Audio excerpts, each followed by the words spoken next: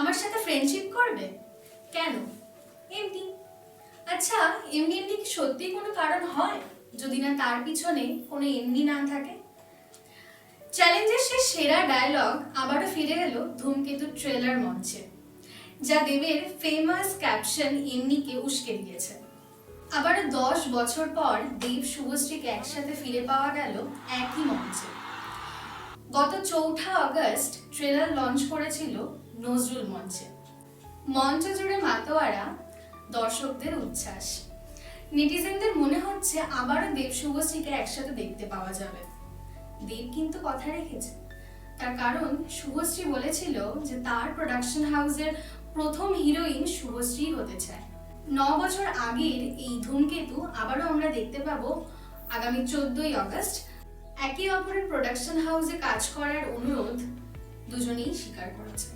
এরই মধ্যে জল্পনা তৈরি করেছে রাজ চক্রবর্তীর প্রথম স্ত্রীর পোস্ট, যেখানে তিনি সরাসরি রাজ চক্রবর্তীকে উদ্দেশ্য না করে বলেছেন, এবার কেমন লাগছে, এবার কি তার কষ্ট হচ্ছে? তার কারণ কয়েক বছর আগে তাকেও এই অসুবিধার মুখে পড়তে হয়েছিল। তবে এই মুহূর্তে রুক্মিণীর কোনো প্রতিক্রিয়া আমরা দেখতে পাইনি। জনতার এই উচ্ছ্বাস ট্রেলার মঞ্চেই প্রথম।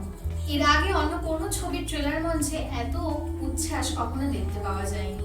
পরবর্তীতে দেশ ও জুটিকে আবারও ফিরে পেতে চায় জনতা। ধূমকেতু ছবির প্রযোজক রানা সরকারের প্রত্যাশা চরমে, যেমনটা দর্শকদের।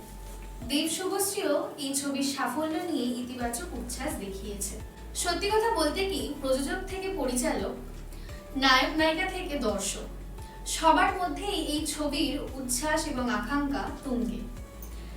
যারা এই ছবি বানিয়েছে আর যারা এই ছবি দেখবে, সবাই যেন মিলেমিশে একাকার হয়ে গেছে। কারণ আমাদের সকলের প্রিয় দেব শুভশ্রী জুটি আবারও ফিরে আসছে এই ধূমকেতু সিনেমার মাধ্যমে। ধূমকেতু ছবিটি দেব শুভশ্রীর শুধু কামব্যাকই নয়, বরং বলা যায় এই ছবিটি বহু বছর ধরে চেপে রাখা একটি আবেগ, যা এত বছর পর মুক্তির স্বাদ পেয়েছে। আমাদের ভিডিওটি ভালো লাগলে আপনারা অবশ্যই লাইক, শেয়ার এবং কমেন্ট করতে ভুলবেন না। দেখা হবে পরবর্তী ভিডিওতে। ততক্ষণের জন্য আপনারা ভালো থাকুন, সুস্থ থাকুন।